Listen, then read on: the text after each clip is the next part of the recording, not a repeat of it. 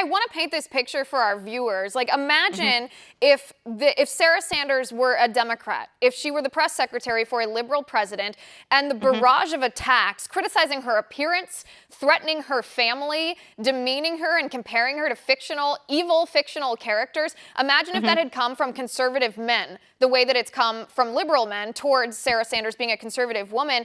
I mean, the outrage would be extraordinary, and perhaps rightly so, but they don't say a word in her defense, even though she's a woman, even though she's a successful woman, even though she's the first mother to ever serve in this high-ranking position in the United States government.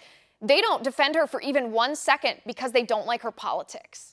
Honestly, if you just changed the president that she was working for, her resume and her experience and her expertise and her really self-sacrifice to do this job as a working mom with a hyphenated name, she'd be getting the praises that Hillary Clinton got, pre-2016.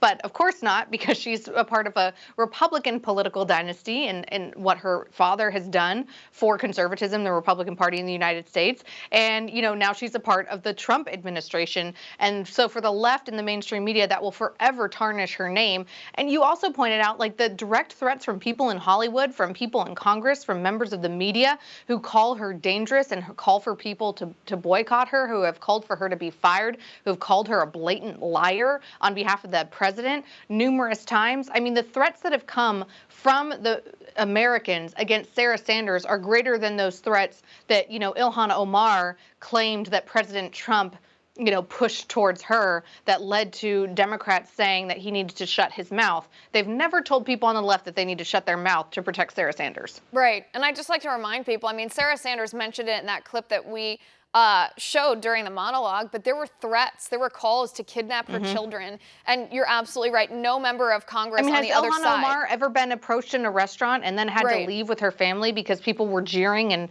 threatening to spit in her food and kick them out? She was with liberal members of her in-laws, by the way, at the time. It's not like she was even, by the way, anytime somebody does that and somebody's with their wife and kids or husband and kids, how low can you go to demonstrate something in this way? I think, social media can be harsh, and I sometimes joke, don't read the comments, but the beauty of the internet and the beauty of social media is that you can publicly express your opinions about members of the public without being a jerk and confronting them on family dinner night. Right, and I think, too, I mean, the left talks constantly. They use the word strong women, and they have no idea what makes a strong woman, because a lot of people in Sarah Sanders' position would have caved under this pressure. I mean, it can be very wearing, as you know, as I know, to be the target of a barrage of attacks, especially when the attacks are hurled not just against you, but against your family.